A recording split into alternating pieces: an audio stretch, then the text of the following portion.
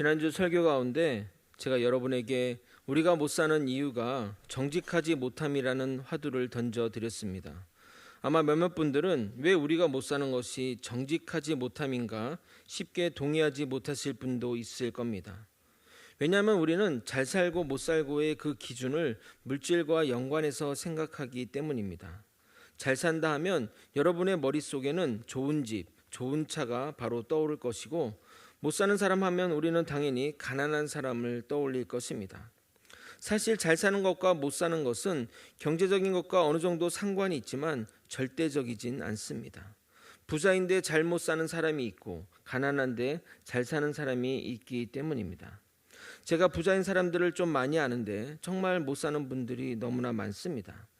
제가 작년에 설교 가운데 이야기한 예이지만 한 번 더 주제를 환기하는 차원에서 말씀드리도록 하겠습니다. 대한민국 국민들에게 대한민국의 중산층으로 살려면 어떻게 해야 되느냐, 중산층의 기준이 무엇이냐 라는 질문으로 설문을 했는데 그 답이 이러했다고 합니다. 다섯 가지였는데, 서울에 부채 없는 아파트 30평 이상 소유, 월 급여 500만 원 이상, 자동차는 2000cc 이상 중형차 소유, 예금 잔고 1억 원 이상, 해외여행 1년에 한 차례 이상 다닐 것 라는 설문 결과가 나왔습니다. 저 기준으로 보면 저는 중산층이 아니라 불가촉 천민 수준인 것 같습니다. 여러분도 그렇지 않습니까? 그러나 프랑스의 중산층의 기준은 다릅니다. 대통령 공약집에 실린 기준입니다. 외국어 하나 정도 할 수 있고, 즐기는 스포츠가 있어야 하고, 다룰 줄 아는 악기가 있어야 하며, 남들과는 다른 맛을 내는 요리를 만들 수 있고, 정의를 위해 의원이 참여할 것, 약자를 도우며 봉사활동을 꾸준히 할 것이라고 했답니다. 영국 옥스퍼드 대학에서 제시한 중산층의 기준은 페어플레이를 할 것, 자기 주장과 신념을 가질 것, 독선적으로 행동하지 말 것, 약자를 두둔하고 강자에 대응할 것, 불의, 불평, 불법에 의연히 대처할 것. 저는 영국 가면 중산층이 될 것 같아서 말년은 영국에 살아야 되지 않나. 미국의 공립학교에서 가르치는 중산층의 기준은 자신의 주장이 떳떳하고 사회적인 약자를 도와야 하며, 부정과 불법에 저항하는 것, 그 외에 테이블에 정기적으로 받아보는 비평지가 놓여 있을 것이라고 했답니다. 여러분 보시면서 느끼는 것이 있지 않습니까? 우리는 너무 삶의 기준이 물질적인 것으로 판단하고 생각합니다. 그러니까 구매력에 따른 경제력 수준이 세계 12위를 차지하고 있으나 OECD 국가 중에 자살률 세계 1위, 흡연율 세계 1위, 자녀 저출산 세계 1위를 하고 있는 것입니다. 자녀 저출산은 미래가 불확실하니 자녀를 더 낳지 않겠다는 것입니다. 요즘 청년들은 대한민국을 헬조선이라고 말합니다. 우리가 사는 이 대한민국이 지옥이라는 말입니다. 반면 세계 최빈국 중에 하나인 부탄 국민에게 행복하냐는 설문에 국민의 95%가 예스라고 대답했습니다. 부탄은 산악이 많고 자연 풍광이 빼어나 산악 트레킹과 여행으로 유명합니다.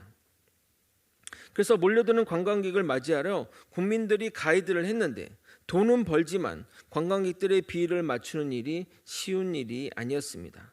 그래서 국민들이 고통을 호소하자 부탄 국왕은 국민들에게 가이드 하기 싫으면 하지 말라고 했답니다. 그래서 국민들 대다수가 가이드를 내려놓고 농사나 지으며 자신이 하고 싶은 것을 하고 있답니다. 우리 개념으로 생각하면 정말 말도 되지 않는 일이지 않습니까? 우리는 돈을 벌기 위해 말도 안 되는 고객의 갑질을 이겨내라고 가르치고 있기 때문입니다. 사랑하지도 않으면서 사랑합니다 고객님 하면서 말입니다. 우리의 행복의 기준이 물질적인 것에 벗어나지 않으면 우리는 계속 불행한 삶을 살게 될 것입니다. 왜냐하면 이 물질이 우리를 채워주지 못하기 때문입니다. 물질은 어느 정도 행복은 가져다 주지만 그 이상은 오히려 독이 되거나 해가 될 수 있습니다. 오늘도 야곱의 삶을 살펴보면서 그가 변해가는 모습을 보게 될 것입니다. 그의 인생의 터닝 포인트라는 장면이 오늘 본문 가운데 있습니다. 그가 결국 무엇을 버리고 무엇을 붙잡았는지 살펴보므로 우리 인생의 교훈을 삼았으면 좋겠습니다. 오늘도 말씀으로 인해 변화되는 그런 시간이 되길 예수님의 이름으로 소망합니다. 본격적으로 주제를 다루기 앞서 개념 정리를 하나 하고 넘어가도록 하겠습니다. 개인의 차원에서의 정직은 사회적 차원으로 확대하면 정의가 되는 것입니다. 정직한 자들이 모여 사회적 정의를 이루게 되므로 정직과 정의는 한 형제라 보면 됩니다. 우리의 불행은 물질에 있는 것이 아닙니다. 우리를 불행하게 하는 근본 원인은 거짓에 있습니다. 불의와 부정직에 있습니다. 과거 대기업 회장 아들이 군에서 황제처럼 생활했다고 해서 국민들이 분노한 적이 있었습니다. 솔직히 그 친구가 군에서 황제처럼 산다고 해서 여러분에게 피해 준 것 있습니까? 여러분 그것 때문에 일 하나 손해본 것 있으십니까? 그런데 왜 분노하십니까? 정의롭지 못하기 때문에 그런 것입니다. 정치인이나 기업체 대표는 똑같은 범죄를 저질러도 우리 일반 사람과 똑같이 처벌받지 않습니다. 일반인이 그 짓을 했다면 구속도 12번도 구속될 일이 부유층이나 그 자제층이 하면 불구속은 기본이고 구속해도 보석으로 금방 나옵니다. 설문조사에 우리 국민 대부분이 모든 사람에게 법이 공평하게 집행되지 않는다고 답할 정도입니다. 저는 이런 불합리함과 거짓에 화가 나고 그래서 가끔은 대한민국에 사는 것이 불행하다고 생각될 때가 종종 있습니다. 매번 그렇듯이 사회 지도층의 범죄는 방송에서만 시끄럽게 떠들고 재판받아 몇 년 이내에 형을 받거나 집행유예로 풀려나거나 형을 살아도 잠시 머물다 대부분 광복절 특사로 나옵니다. 광복절은 그런 인간들이 기어 나오라고 만든 날이 아닌데 말입니다. 이 모든 근본 원인이 다름 아닌 거짓, 불의에 있는 것입니다. 반면 노인들이 고생해서 주워 가져간 폐지값이 키로당 얼마인지 아십니까? 단돈 46원입니다. 하루 온종일 길거리를 헤매다 주워간 폐지 115kg를 가져가도 받은 돈이 5,300원입니다. 요즘 식당에서 한 끼 식사로 5,300원의 음식 먹을 곳이 있습니까? 그런데 알고 보니까 폐유지 수거 업체끼리 매년 단합을 하여 가격을 이렇게 깎아내린 것입니다. 이런 상황을 보면 욕이 저절로 나옵니다. OECD 국가 중 노인 빈곤율 세계 1위, 노인 자살률 세계 1위가 괜히 나오는 것이 아닙니다. 심지어 새벽같이 휴지를 주우러 수레를 끌고 위험한 도로를 오가다 보니 교통사고 비율도 10명 중 1명이라고 합니다. 그런데 전국 175만 명의 빈곤 노인이 폐지를 주어 생계를 이어간다고 합니다. 여러분, 이 문제는 우리나라만의 문제가 아닙니다. 21세기를 살아가는 지금도 여전히 인종차별의 문제는 해결되지 않고 있습니다. 저는 인종차별의 문제도 정직, 정의의 문제라고 생각합니다. 민주주의의 시작이라고 하는 미국이라는 나라에서도 흑인의 생명도 소중하다는 이 너무나 당연한 주장, 흑인의 생명만 주장합니까? 모든 생명이 중요한데 너무나 당연한 주장을 한다는 것이 말이 되지 않는다고 생각합니다. 우리가 사는 지구는 당연한 것이 당연하지 않는 세상에 살고 있음을 잊어서는 안 됩니다. 가난이 우리를 힘들게 하는 것이 아니라 거짓이 우리를 힘들게 하는 것입니다. 그러나 지난번에도 말씀드렸듯이 저 또한 정직에 관해 이야기하는 것이 매우 힘듭니다. 저 자신도 정직이라는 가치에 당당하지 못한 면이 있기 때문입니다. 차라리 사랑이나 헌신, 긍휼 같은 가치가 오히려 저에게는 쉬운 일이라고 느껴집니다. 왜냐하면 그것은 보는 눈이 있기 때문에 눈에 보이기에 사람을 의식해서라도 할 수 있기 때문입니다. 그러나 정직은 삶 자체가 거짓에 민감하고 정직을 위해 몸부림쳐야만 가능한 일이기에 더욱 어렵다는 겁니다. 여러분, 내가 정직한 사람인지 제가 정직한 사람인지 어떻게 그것을 알 수 있고 어떻게 그것을 표현할 수 있겠습니까? 다른 사람이 나를 볼 때 내가 정직한 사람인지 또는 거짓의 사람인지 어떻게 알겠냐 이 말입니다. 그것이 드러날 때만, 그 사실이 드러날 때만 그 사람이 거짓의 사람인지 알 수 있고 궁극적으로 종말의 때에 하나님만 아시는 일이기에 그렇습니다. 무슨 말이냐면 거짓이 이어도 잘 드러나지 않고 정직해도 잘 드러나지 않으니 사람들은 그 정직의 가치에 대해 그리 노력을 안 한다는 겁니다. 마치 얼굴은 잘 보이려고 잘 씻고 마스크팩하고 화장하고 피부 관리를 하지만 눈에 안 보이는 등이나 엉덩이 그렇게 신경 쓰는 사람이 적다는 말입니다. 그런데 저는 지금 이 시대에 가장 필요한 가치가 정직이라고 생각합니다. 지금 우리가 사는 이 세상은 거짓과 사기와 속임수가 판을 치고 있습니다. 보이스피싱, 또 작년 전세 사기, 또 여러 가지 다단계 범죄 등등 각종 우리를 미혹하는 일들이 넘쳐납니다. 작년 안에 보이스피싱 사건만 피해액만 1,500억이라고 했고, 또 전세 사기는 수조 원대의 피해를 일으켜 수많은 사람이 자살하고 또 엄청난 일들이 아직도 해결되지 않은 채 있는 상황입니다. 저는 사기로 무너져 삶을 포기한 사람들을 너무나도 많이 봤습니다. 이 모든 것이 다 거짓에 의한 피해입니다. 그뿐만 아닙니다. 이단의 피해도 심각합니다. 물론 어느 시대나 어느 때나 이단이 있었습니다. 심지어 예수님이 살던 시대에도 있었습니다. 그러나 지금 한국은 개신교가 들어온 지 130년의 세월이 흘렀고 천주교를 포함하면 200년이 넘는 시간이 지났지만 그 어느 때보다 이단이 활개를 치고 힘을 발휘하고 있습니다. 그 전에는 그 이단의 영역과 또 정통의 영역이 안 보이는 벽이 존재하여 각각의 영역에서 엄연히 존재했습니다. 그런데 이제는 이단이 정통을 공격하고 정통을 이단으로 바꾸기까지 합니다. 거짓과 정직을 이야기하는데 왜 이단을 이야기하느냐 하실 분이 계실지 모르지만, 이단을 딱 하나 앞에 두고 하나씩 그 껍질을 벗겨내보면 그들의 교리, 환생한 예수, 종말 이런 것들은 다 껍질에 불과하고 그 핵심에 자리 잡고 있는 것이 거짓과 거짓에 의한 미혹이기 때문입니다. 우리는 가짜인지 진짜인지 알기 위해 열매를 보아야 안다고 말합니다. 그러나 그들이 하는 행동을 보면 오히려 우리 정통들보다 더 열심히 일합니다. 각종 구제와 봉사에도 정말 열심히 참여하고 해외 선교에도 매우 열정적으로 합니다. 어느 선교사님이 몽골 수도 울란바토르에서 한 10시간 떨어진 정말 비포장길을 달려 그 시골로 도착했는데, 이곳에는 아마다 예수님도 교회도 모를 거라고 생각했는데 거기에 신천지와 하나님의 교회가 판을 치고 있어서 허망했다고 합니다. 그래서 선교사님이 주님들에게 거기는 이단이라고, 거기 가면 안 된다고 하자 그들이 왜 이게 이단이냐며 오히려 따지는 분이 있었을 정도입니다. 열심히 봉사하고 헌신하니까 그런 거 아니겠습니까? 외국에 나가보면 우리 문화 한류 열풍이 대단한데 그와 비견될 정도로 하나님의 교회나 통일교나 신천지 같은 이단의 한류도 엄청난다고 하니 참 암담한 느낌입니다. 예수님은 주여 주여 하는 자마다 천국에 들어갈 것이 아니라고 말하고 있습니다. 그러나 이단도 주여 주여 하면서 이적을 행하고 선행을 베풀고 있습니다. 그가 성령의 사람인지 열매로 안다고 했는데 그들이 행하는 선행으로 열매도 맺어지고 있습니다. 그러면 정통과 이단이 다른 점이 무엇이 남아있다고 생각하십니까? 저는 바로 정직이라고 생각합니다. 정직으로밖에 판단할 수밖에 없습니다.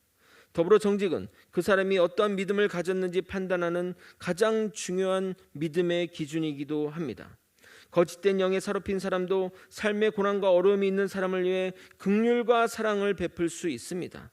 그러나 정직은 실천하기 어렵습니다.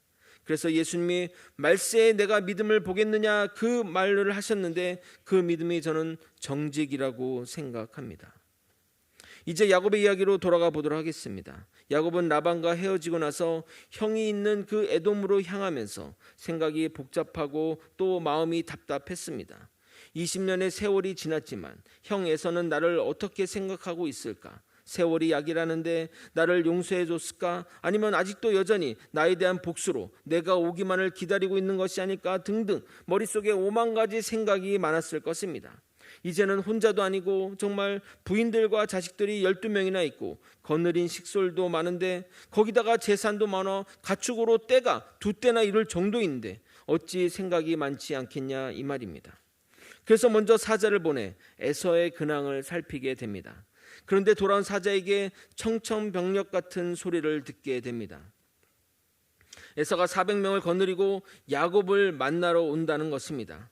여러분, 400명의 숫자는 그 야곱의 가족을 전부 몰살시키겠다는 의미입니다. 환영의 의미로 400명을 데려오는 경우는 결코 있을 수 없는 것입니다. 이 소식을 들은 그는 공포에 휩싸여 어떻게 할 것인가 고민에 빠집니다. 그런데 야곱은 가장 먼저 하나님을 의지하여 기도하기보다는 평소처럼 자신의 잔머리를 굴려 해결하고자 합니다. 그래서 자신의 모든 재산을 두 부분으로 나누어 나아가게 됩니다. 만약 에서가 한쪽을 치면 다른 그 시간에 도망치려는 그 생각에서 말입니다. 창세기 32장 6절에서 8절을 여러분이 한번 읽어보도록 하겠습니다. 함께 읽겠습니다. 시작. 사자들이 야곱에게 돌아와 이르되 우리가 주인의 형 에서에게 이른즉 그가 400명을 거느리고 주인을 만나려고 오더이다. 야곱이 심히 두렵고 답답하여 자기와 함께한 동행자와 양과 소와 낙타를 두 떼로 나누고 이르되 에서가 와서 한 떼를 치면 남은 한 떼는 피하리라 하고. 그래도 야곱은 불안했던지 이제야 하나님께 하나님 살려주세요, 하나님 은혜를 베풀어 주세요 라고 간구했으나 불안감이 사라지지 않았습니다. 당연히 제대로 기도하지 않았기 때문입니다. 결국 그는 인간적인 방법을 다시 한번 꺼내듭니다. 그것은 형 에서에게 예물을 바쳐 그의 마음을 누그러뜨리는 전략입니다. 예물이 아닌 뇌물이라 하는 것이 맞을 것입니다.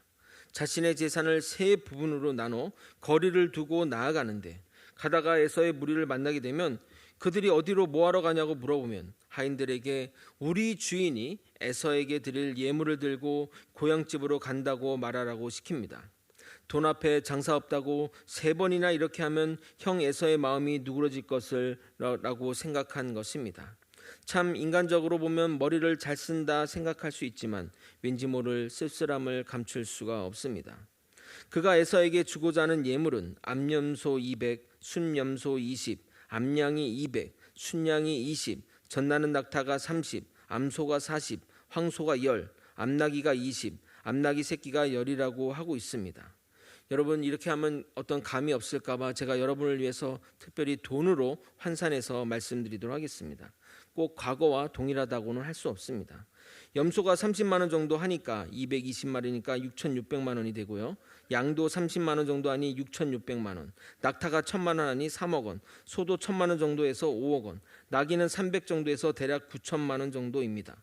다 합하니 10억 정도의 예물을 들고 에서에게 나아가게 됩니다. 그런데 야곱은 여전히 그 불안감을 감출 수가 없었던 겁니다. 창세기 32장 20절 중요한 내용이라 같이 한번 읽어보도록 하겠습니다. 함께 읽겠습니다. 시작.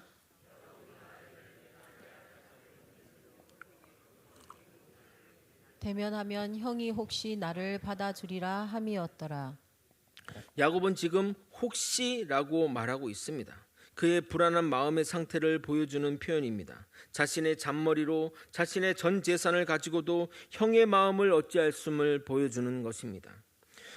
우리는 돈만 있으면 또는 많이 배우면 좋은 집과 좋은 환경이 있으면 문제가 없을 거라고 생각합니다. 그러나 그러한 세상의 것을 다 가지고 있어도 불안하기는 마찬가지입니다. 세상 대부분의 사람은 이런 불안을 가지고 살아가고 있습니다.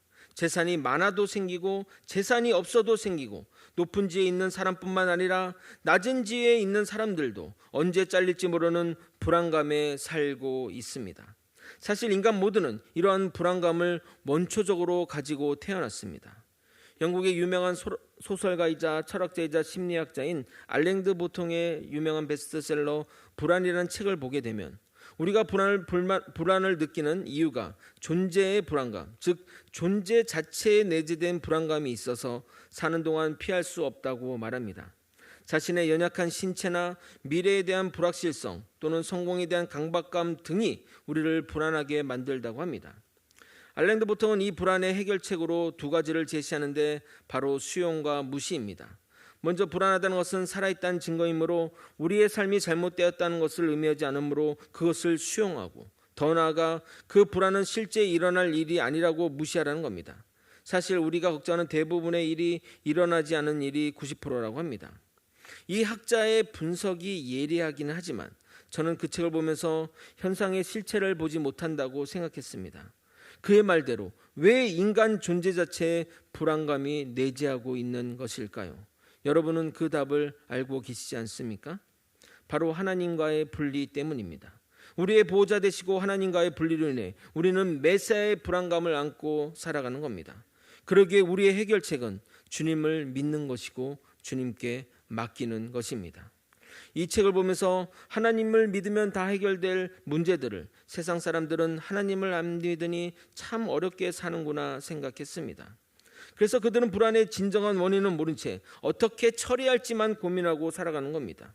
이러한 차원에서 야곱의 불안한 상태는 하나님을 철저히 신뢰하지 못한 상태에서 벌어진 일이고, 더 나아가 하나님을 붙잡지 않으니 벌어진 불신앙의 모습인 것입니다. 결국 야곱의 가족들은 야복 강가에 다다랐고, 거리상 내일이면 형과 맞닥뜨리게 되었습니다. 자신의 모든 가축과 소유와 또 가족이 먼저 강을 건너게 하고, 본인만 홀로 강 이편 뒤에 남아 밤을 지새우게 됩니다. 그런데 여러분이 야곱이라면 이 밤에 잠이 오겠습니까? 잠이 오면 이상한 거죠. 불안한 마음에 아마 기도를 했을 것입니다. 꿈인지 환상인지 모르지만 어떤 사람을 만나게 되었고, 야곱은 그 사람을 붙잡고 놓지 않게 됩니다. 그 사람이 야곱의 엉덩이 뼈를 쳐서 다치게 했음에도 불구하고 야곱은 절대 놓지 않습니다. 아마 그 모습이 씨름하는 모양과 같았나 봅니다. 밤새 씨름하다 아침이 되었고, 그 사람은 제발 나를 가게 해달라고 하자 야곱은 자신을 축복하지 않으면 놓지 않겠다고 말합니다. 결국 그 사람은 야곱의 이름 대신 하나님과 싸워 이겼노라는 뜻의 이스라엘이라는 이름을 주며 야곱을 축복하게 됩니다. 야곱은 그 사람의 이름을 물어보았으나 알려주지 않고 떠나게 됩니다. 26절부터 29절까지 제가 읽어도록 하겠습니다. 그가 이르되 날이 세려하니 나로 가게 하라. 야곱이 이르되 당신이 내게 축복하지 아니하면 가게 하지 아니하겠나이다. 그 사람이 그에게 이르되 내 이름이 무엇이냐? 그가 이르되 야곱이니이다.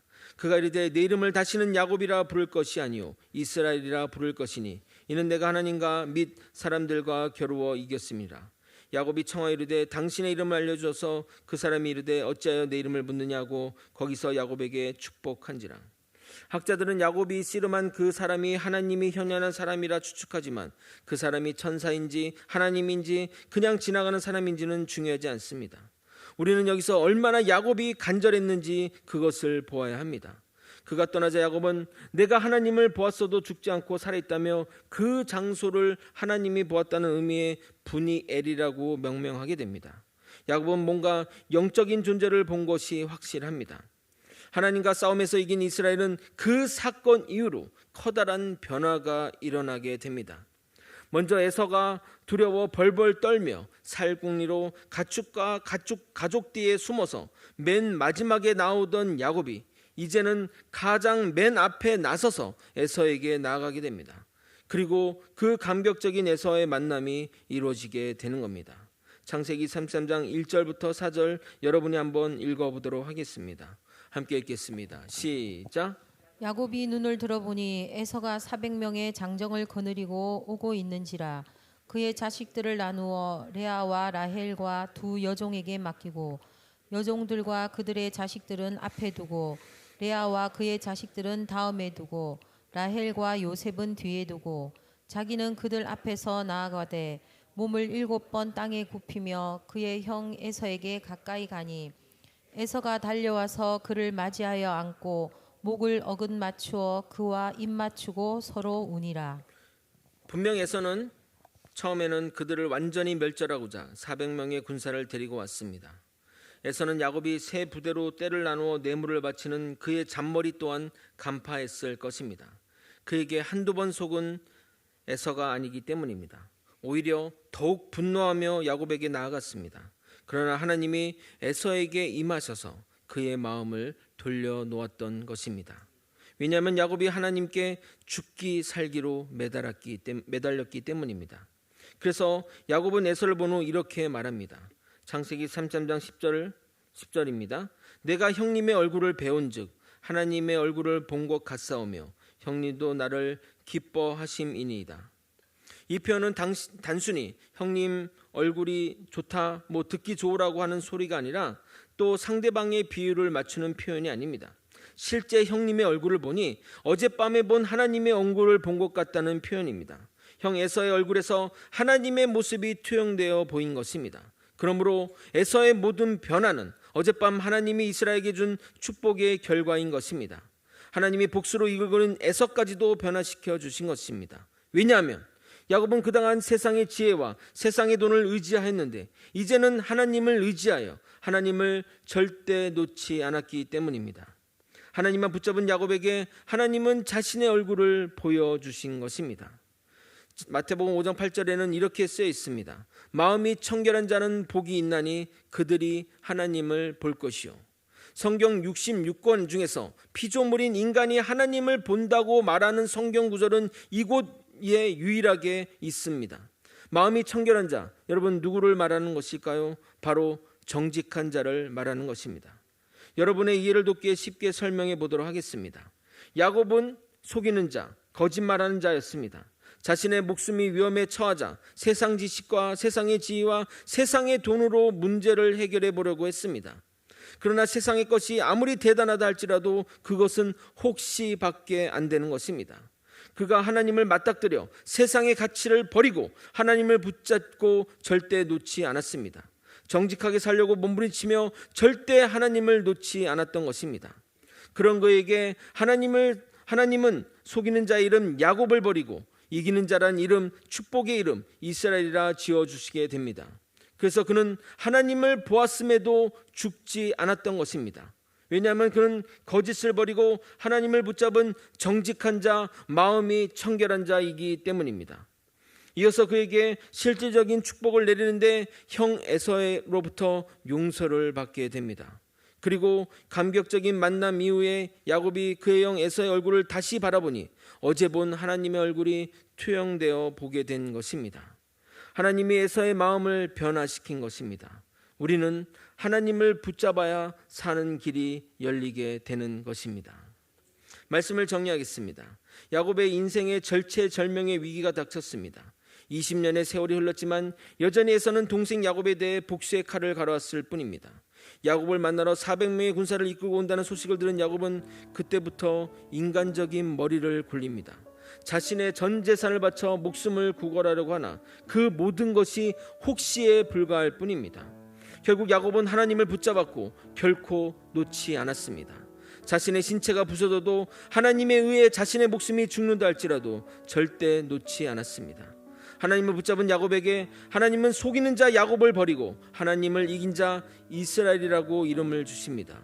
그리고 난 후 그는 변화되어 대열에서 가장 먼저 나아가 형과 감격적인 만남과 화해를 하게 됩니다.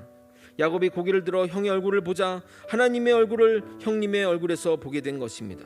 거짓을 버리고 정직한 자가 되자 하나님을 보게 된 것입니다.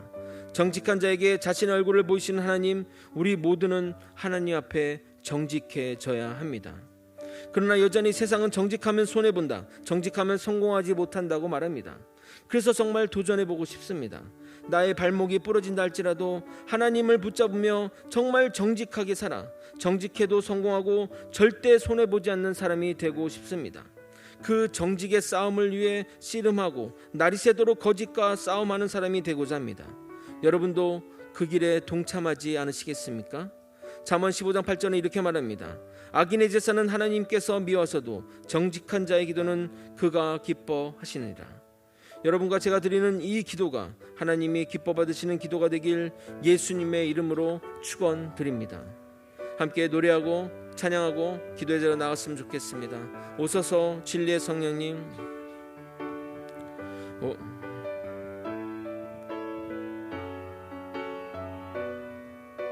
가사를 집중해서 또 불렀으면 좋겠습니다. 오소서 진리의 성령님, 오소서 진리의 성령님, 이 땅 흔들며 임하소서.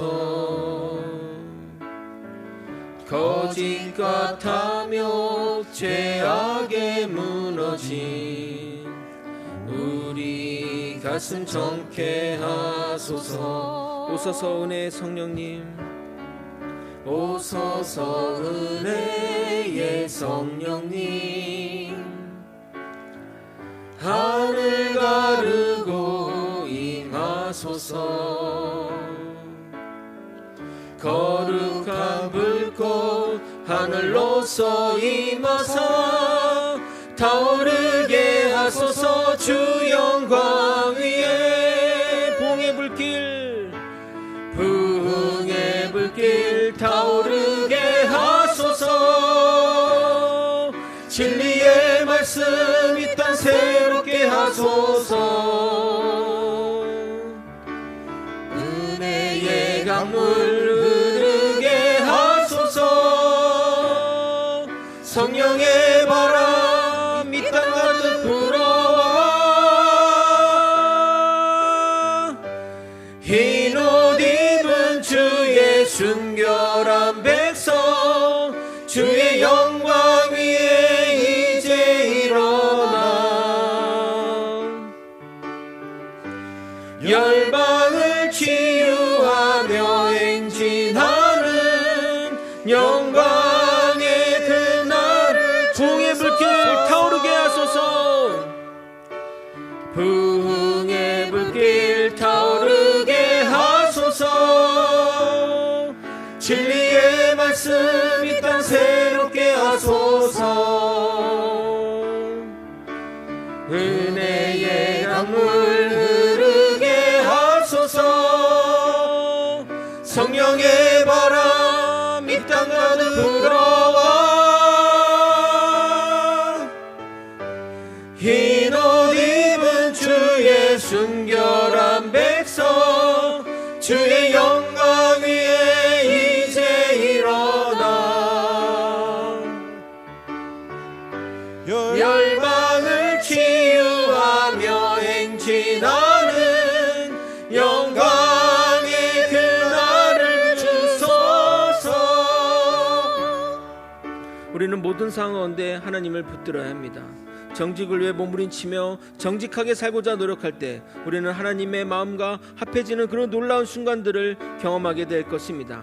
세상은 거짓과 탐욕과 욕심에 의해 무너져가고 있지만 우리는 정직을 붙잡고 주님이 바라시는 그 믿음을 붙잡고 살아가길 소망합니다. 다 함께 이 마음 붙들고 기도하기를 소망하며 주님의 이름 부르고 통성으로 기도하시겠습니다. 주여! 하나님 아버지, 이 시간 하나님께 기도하는 가운데 우리의 마음을 정결케 하사 아버지 우리 마음을 정하게 하사 온전히 순결한 마음으로 정말 정직을 위해 몸부림치는 우리가 되게 도와주시옵소서. 아버지, 정말 내 안에 있는 거짓들을 버리게 도와주옵소서. 아버지, 내 안에 있는 모든 것들을 버리게 도와주옵소서. 오직 하나님만 붙들고 죽기 살기로 매달리는 우리가 되게 도와주옵소서. 아버지, 정직해서 손해볼지라도 정직해서 바보가 될지라도 그래도 나는 하나님을 붙잡고 살기를 원합니다. 하나님 앞에 정직한 자로 살기를 원합니다. 하나님이 주시는 그 정직의 말씀을 붙잡고 살게 도와주옵소서. 내 안에 있는 거짓을 버리게 도와주옵시고 온전히 주님의 믿음과 사랑으로 살아갈 수 있도록 역사하여 주시옵소서. 아버지여, 말씀이 우리의 삶을 관통하게 도와주옵소서.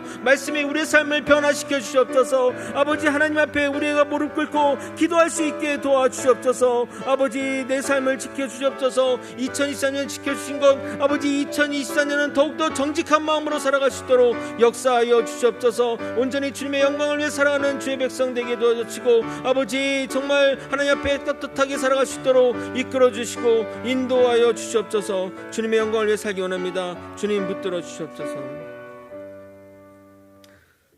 사랑이 많으신 하나님 아버지, 2023년 주님의 돌보신 가운데 아버지 무사히 무탈하게 잘 지나가게 하심에 감사드립니다. 아버지, 2024년을 앞두고 정말 주님 앞에 서원하길 원하는 것은 이제 더욱더 정직하게 살기를 원합니다. 주님이 바라시는 그 믿음, 말세에 보기를 원하는 그 믿음이 정직임을 깨닫고 그 정직을 위해 몸부림쳐서 정직해서 바보 될지라도 정직해서 손해볼지라도 우리는 무조건 주님만 붙잡으며 살아가는 주의 백성들 되게 하여 주시옵소서. 주님만 간절히 원합니다. 그래서 주님 얼굴 보기 원합니다. 주님 붙들어 주시옵소서. 지금은 우리 구주 예수 그리스도의 은혜와 우리 하나님 아버지의 크신 사랑과 성령 하나님의 감동감화 교통 역사하시는 귀한 은총이 주의 나라와 영광을 위해 정직하게 살려고 애쓰고 정직을 위해 세상 유혹과 싸우는 주의 성도님 머리 위에 그리고 거제 소망교회 위에 이제로부터 영원히 함께 있을지어다. 아멘.